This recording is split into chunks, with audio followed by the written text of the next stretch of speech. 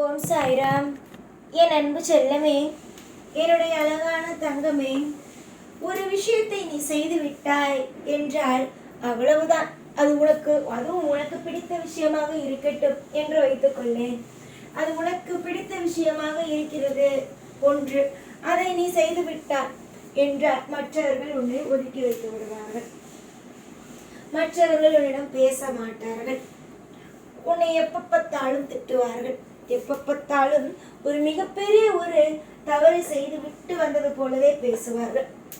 ஆனால் உன்னுடைய நிலையில் இடத்தில் இருந்து கொண்டு உனக்கு அது பிடித்திருக்கிறதா, எதனால் நீ அதை செய்தாய், ஏன் இப்படி செய்தாய் என்பதை யாருமே யோசித்து பார்க்க மாட்டார்கள்.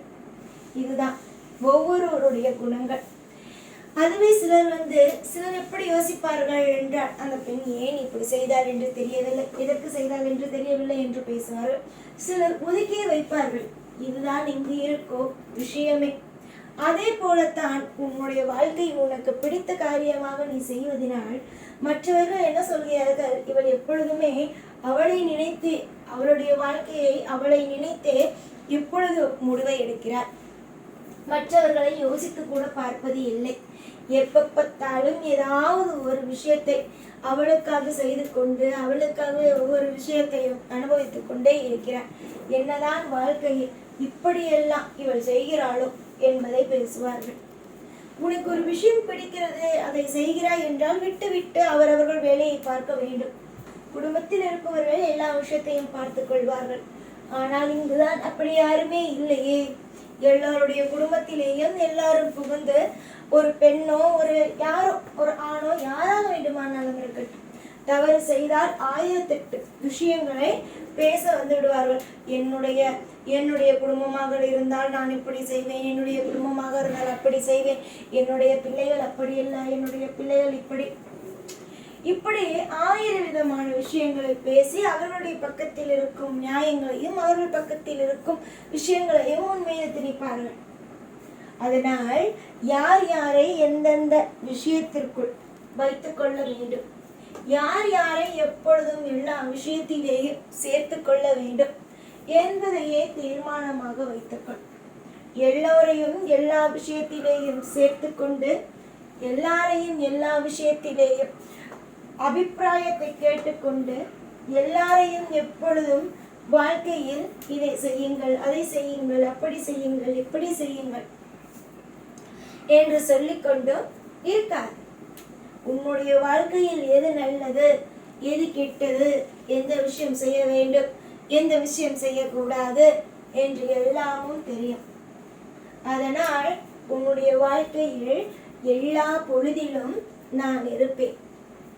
ஒரு பொழுதில் கூட உன்னுடைய வாழ்க்கையில் நான் எந்த காரியத்தை கொண்டும் எந்த ஒரு விஷயத்தை கொண்டும் உனக்கு தப்பான ஒரு விஷயத்தை செய்து விடவே மாட்டேன்.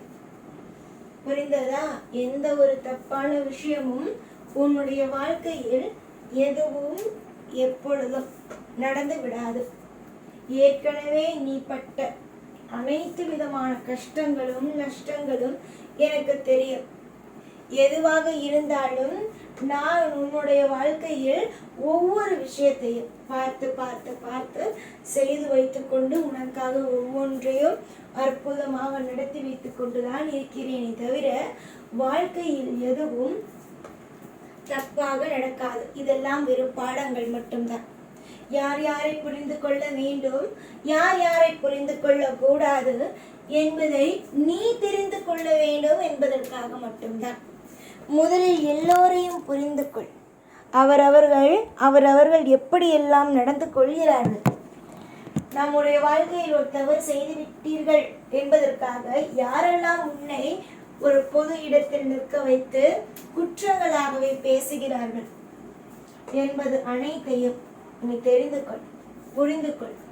உன்னை எப்பொழுதும் யாரும் தவறாக பேசக்கூடாது என்றால் எப்பொழுதும் நீ செய்ய வேண்டிய ஒரே ஒரு விஷயம், யார் உன்னை எப்பொழுதும் தப்பாக பேசுகிறார்களோ அவர்களை ஒதுக்கி வைத்துவிட்டு உன்னுடைய வேலையை செய்வதுதான். நீ என்ன தவறா செய்ய போகிறாய்? நீ என்ன உன்னுடைய வாழ்க்கையில் எப்பொழுதும் ஏதாவது ஒரு தவறுகளை செய்துவிட்டு வாழ்க்கையில் எப்பொழுதும் கஷ்டமா பட போகிறாய்?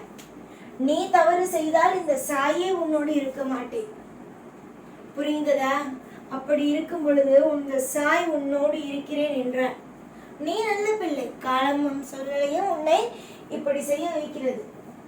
நிச்சயமாகவே எதுவுமே எந்த நிமிஷமுமே சம்பந்தமில்லாமல் நடக்காதம்மா. சம்பந்தமில்லாமல் யாருடைய வாழ்க்கையிலும் எதுவும் நடக்காது. எல்லாமும் சம்மதத்தோடு தான் நடக்கும். புரிந்து கொள். நீ இன்று அழுது புழுங்கி இந்த நிலை மாறுமா என்று நிற்கிறாய் என்றால் இதற்கும் ஒரு காரணம் உண்டு. போன ஜென்மத்தில் யாரை இப்படிப்பட்ட நிலைமையில் நீ நிற்க வைத்தாய் என்பது உனக்கு எப்படி தெரியும்? தெரியாதுதானே?